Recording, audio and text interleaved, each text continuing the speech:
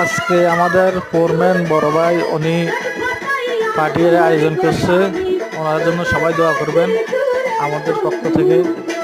উনি দেশে যাইব, সেই জন্য সবাইকে খানা খাওয়ানোর জন্য পার্টির আয়োজন করছে, সবাই ওনার জন্য দোয়া করবেন।